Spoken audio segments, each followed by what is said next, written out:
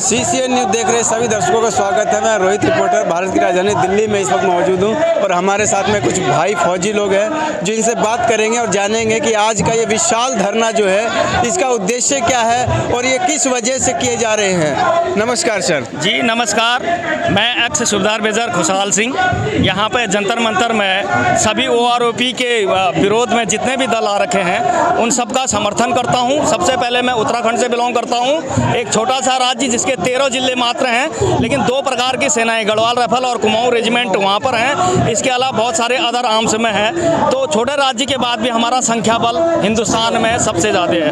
पहली बात मैं क्लियर कर देता हूँ, मैं इससे पहले भी यहाँ पे आया था, कपिल जी के मंच पर 2 दिन लगातार इंतजार किया, किसी ने मुझे बात करने का मौका नहीं दिया। आज मैं यहाँ पर आया हूँ वीर बहादुर सिंह जी के, जो पढ़े लिखे, जिनने एक्चुअल बीमारी पकड़ी है। मुझे लगता है मैं कभी उनसे मिला नहीं हूँ, लेकिन पॉइंटों में बहुत सारी समरूपता समानता है, लेकिन उन्होंने भी मौका नहीं दिया। मैं इसलिए कह रहा हूँ कि वो एयरफोर्स सिग्नल एडम यूनिटों से रिटायर हैं, फाइटिंग फोर्स के नहीं हैं। मैं जो यहाँ पे खड़ा हूँ, इन लोगों की टोटल नौकरी के बराबर मेरी फील्ड की नौकरी है। मैं 14 साल J&K और 3 साल LAC चाइना बॉर्डर पर रहा हूँ, इसलिए मैं एक्सपीरियंस की बात करना चाहता था जो इनने मुझे करने नहीं दी। इसलिए मैं आपके चैनल के माध्यम से उस बात को आगे रखना चाहता था कि मैं कह क्या रहा हूँ। सबसे पहले जो पे कमीशन बैठती है वो होती है CCS policy, central civil services की जो पॉलिसी वो सब पर एक बार में लागू की जाती है। उसमें जो अंतर होता है उसको डिफेंस पॉलिसी कहते हैं। उसमें सेना की संरचना, बनावट और कार्य को देखकर सभी ग्रुपों का एनालाइज किया गया, ऐसा 6 पे कमीशन कह रहा है। लेकिन हकीकत में उनने कहा कि अपने अपने ग्रेड और लेवल से सब संतुष्ट हैं सिवाय ऑफिसर्स के कुछ मामलों के। मेरे पास उसका संदर्भ भी है, जिसकी संदर्भ संख्या 30 अक्टूबर 2008, जिसका रेफरेंस नंबर मैं आपको पढ़ के बताता हूँ, 52/2006 E3 के संदर्भ में ऐसा कहा जा रहा है कि हमने ग्रेडों का पुनर्निर्धारण किया। पे बैंड 4 के लिए आपने निर्धारण किया, किसी और के लिए नहीं, जो 15,600 से 39,100 तक था, जिसे आपने पे बैंड 4 करार दिया, जो 37,400 से लेकर 67,000 तक का हो गया। इसमें आपके 13 और 13A शामिल किए गए, जो कि ब्रिगेडियर और कर्नल साहब आज की डेट पर हैं। ये था उनका कुछ समस्या, जहां हमें दूसरी तरफ PBOR कहते हैं, पर्सनल बिलो ऑफिसर्स रैंक। ये कोई परिभाषा नहीं है सेना की, असली परिभाषा है officers JCO, NCO and other rank. JCO class 2 गजिटेड है, जो आपने भारत सरकार को बताया ही नहीं अपने को ऊपर खींचने के चक्कर में।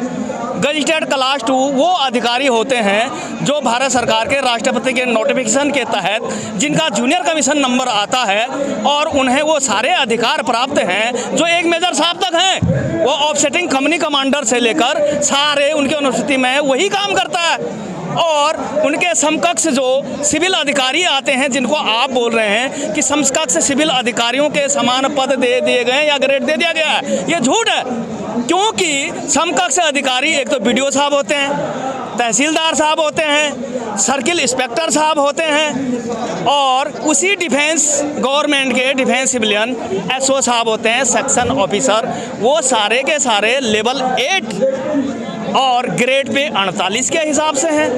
नायब सूबेदार ग्रेड पे 4200 और लेवल 6 में कैसे, जबकि उनका समकक्ष इक्विवेलेंट बराबर नहीं, समकक्ष असिस्टेंट सेक्शन ऑफिसर लेवल 7 4600 के ग्रेड में। ये बात आपने भारत सरकार को कभी नहीं बताई। यहाँ पर से खराबी शुरू हुई। दूसरा, आप मिलिट्री के जवान की परिभाषा CCS से देते हैं, उसके भी 2 हवाले दूंगा मैं, कि हाई स्कूल या इंटर पास। जबकि हाई स्कूल या इंटर पास यदि सिविलियन होता है, वो शारीरिक विकलांग या उसके कुछ कमी भी है, तो भी उसको नौकरी मिलेगी। आप उसका उस प्रोफेशन के लायक पहले हार्ड से हार्ड मेडिकल टेस्ट ले रहे हो, फिजिकल टेस्ट ले रहे हो, अगर मेडिकल फिजिकल टेस्ट उसमें शामिल ही नहीं है या हैं उसमें शामिल या नहीं होते, शामिल हैं तो उसका ग्रेड उसी के बराबर लेवल 3 कैसे हो गया? क्या महेंद्र सिंह धोनी IAS अधिकारी था इसलिए कैप्टन रहा? इसका मतलब से खेलना और टीम संचालन करना आता था इसलिए कैप्टन था वो। जब हमारी प्रोफेशनल योग्यता औरों से ऊपर है तो कम से कम सिपाही लेवल 4 में क्यों नहीं गया?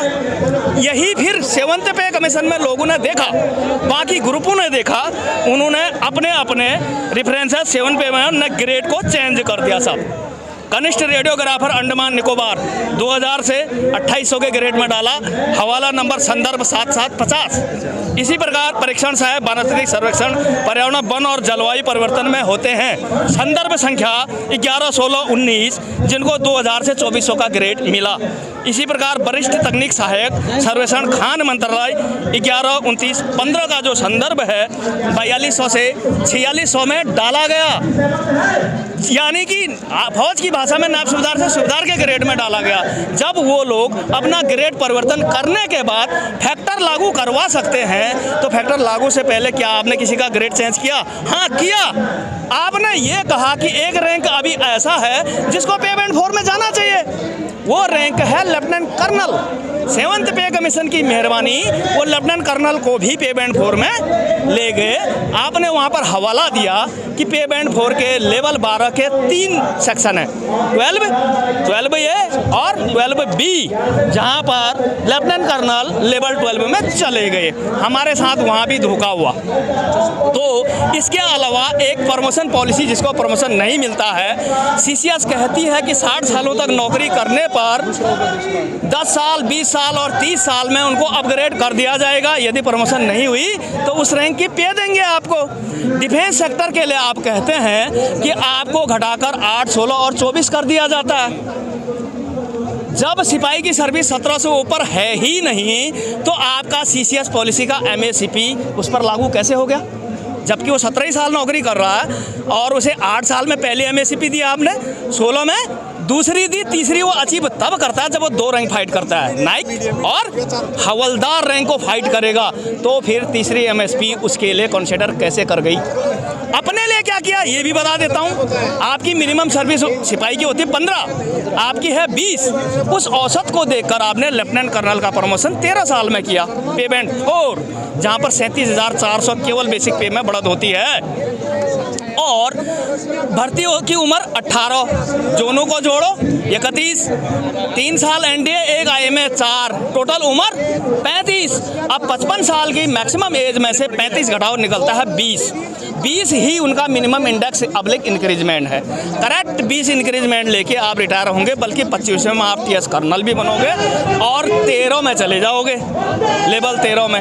अपने लिए इतनी अच्छी गणित निकाली तो सिपाही का तो ACP 2 के बाद 1 ही साल बचा। फिर हमारी पेंशन फिक्सेशन, हमारा increment, minimum increment of pension हम कैसे पहुंचेंगे? आपने 4, 8, 12 क्यों नहीं किया? ये था मेन फैक्टर जो कि सारी बीमारी का एक साथ इलाज कर देता। आपने ये भी नहीं किया। फिर आपने लिखते हैं कि सशस्त्र बलों का अतिरिक्त जोखिम को ध्यान में रखते हुए आप MSP देते हैं, वेरी गुड साहब, देते हैं आप, अच्छा है। लेकिन फिर उसे अगली लाइन में परिवर्तन करते हैं कि MSP ग्रेड तय करती है। 5400 का ग्रेड वाला 15,500, उससे नीचे वाले 5200, और MNS नॉन कॉम्बैट को भी शामिल करके आप अपना 70% उसको दे देते हैं, इसलिए वो 10,800 पर हो गई साहब, ये भी विसंगति। इसके अलावा आपने सेकंड लेफ्टिनेंट, एक रैंक होता था, उनको मर्ज करके लेफ्टिनेंट कर दिया, 2 स्टार दे दिए। नायब सूबेदार बेचारा 1 ही स्टार में रह गया। आपका क्या है? Office similarity, protocol with administration of civil, काम करना पड़ता है सिविलियनों के साथ। एड टू सिविल अथॉरिटी, बाढ़ आ गई, कुछ हो गया। सीमा पर BSF के साथ काम करना पड़ता है जो पाकिस्तान की तरफ के बॉर्डर हैं। और जहां मैं दोनों सेक्टरों में काम करके आया हूं, LC हिमाचल, ये अरुणाचल प्रदेश, वहां पर ITBP होती है, उनका रैंक स्ट्रक्चर के स्टार ज़्यादा होते हैं साहब। आपने अपना तो बढ़ा लिया 1 स्टार से 2 स्टार, नायब सूबेदार को आपने छोड़ दिया। इसके अलावा एड टू सिविल अथॉरिटी बतेरे काम होते हैं, तो नायब सूबेदार को आप स्टार ही नहीं देना चाहते हैं तो ग्रेड कहाँ से दोगे? क्या उसके लिए कोई प्रोटोकॉल नहीं है? मैंने ये चीज़ें फेस की हैं। मैं as a platoon commander, as a offsetting company commander duty कर चुका हूँ। 30 साल नौकरी के बाद घर आया हूँ। जो इस मंच पे बोल रहे हैं बहुत अच्छी कैलकुलेशन है, लेकिन एज ए कॉम्बैट नॉलेज जितनी मेरी नौकरी है उतनी इनकी सर्विस है, इसलिए कह रहा हूँ। इसलिए उनने उन चीज़ों को कवर नहीं किया जो मैं अब कर रहा हूँ। क्लियर होगी बात आपकी? अगली बात मैं आपको बताता हूँ कि एमएसपी का निर्धारण में उनने armed forces special power act 1958 क्या देखा गया, जो 3 पंजाब में था, 3A जो है J&K में है, जहाँ पर एक नायक भी एक ऑपरेशन टोली को लेकर किसी घर का सर्च कर सकता है, हथियार बरामद कर सकता है, शत्रु का हथियार समर्पण न करने पर गोली मार सकता है। तो वहाँ पर से जब कमांडरशिप एक साथ शुरू हो गई तो एमएसपी 1550 उनकी कैसे हो गई? हम नहीं कमांडर हैं। आप लड़ाई में घायल हो जाओगे तो मैं करूँगा, ये टीम वर्क है। तो क्या बेचारा सिपाही सिर्फ मरने के लिए है? उसको क्यों नहीं बढ़ाई गई? ये सारे वो भेद हैं जो आपने नहीं बताया। इस मसौदे में भी 2 खास चीज़ें जो इन्होंने छोड़ी। जेसीओ जी start from level 8 grade pay 4800 वाला, वहाँ पर गजटेड शुरू होता है, जहाँ पर हाई स्कूल के हेडमास्टर शुरू होते हैं। आपने 2 स्टेप नीचे फेंका जहाँ पर हवलदार होना चाहिए था, नॉन कमीशन ऑफिसर। दूसरा, आपने स्टार वैल्यू उनकी कम कर दी इन पैरामिलिट्री फोर्सेज के सामने। वो कैसे काम करेगा? CI/CT में CRPF के साथ पत्थरबाज आते हैं कश्मीर में, बॉर्डर पे BSF होती है, ITBP होती है साहब चाइना बॉर्डर पर, सिविल में अन्य पदाधिकारी होते हैं पुलिस के या सिविल एडमिनिस्ट्रेशन के। तो ये चीज़ें अगर ठीक कर देंगे तो वो आरपी स्वतः ही ठीक हो जाएगी। ये थी वो बीमारियां जिसका मुझे बोलने नहीं दिया गया, ना कपिल के मंच पर ना ही वीर बहादुर के मंच पर। इसलिए मैं आपके चैनल के माध्यम से ये खुलासा कर रहा हूँ कि हमने भी अपना मांग पत्र राष्ट्रपति जी को, प्रधानमंत्री जी को और रक्षा मंत्री जी को सौंपा है। जो बातें इसमें शामिल नहीं हैं वो मैंने यहाँ पे बता दी। आपने अलग से मांग पत्र सौंपी है? जी साहब, जी साहब, हमने माननीय राष्ट्रपति भारत सरकार, प्रधानमंत्री copy 2 and copy 3 to defence minister डाली हुई है और शायद उन पर विचार हो भी रहा होगा। यहाँ पर मंच पर कोई बात ही नहीं करने दे रहा, भीड़ इतनी है। न जाने मेरी किस्मत ख़राब है, पहले भी मौका नहीं मिला, अब भी किसी ने मौका नहीं मिला। सिर्फ पहले हमारा नेतृत्व कोई और दल करता था ORP 1 और 2 में, जो हमें घाटा। मैं आपको एक छोटा एग्जाम्पल देता हूँ। महाभारत की लड़ाई में भी शंखनाद हुआ जैसे आज हो रखा है। जिसने गलत दल का शंखनाद किया, परशुराम के 3 परम सूरवीर शिष्य मारे गए, भीष्म पिता मारे गए, द्रोणाचार्य जी की मृत्यु हुई और कर्ण भी मारा गया। क्यों? दल गलत था, प्लेटफॉर्म गलत था। जिसके समझ में नहीं आता तो मैं पिक्चर के डायलॉग से समझाता हूँ। तेरा क्या होगा कालिया बोलता है ना गब्बर सिंह शोले में, वो बोलता है सरदार आपका नमक खाया है, बोला तो अब गोली खा।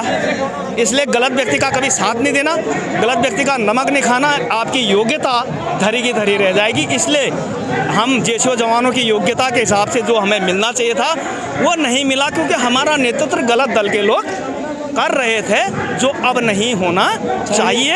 और धन्यवाद, थैंक यू।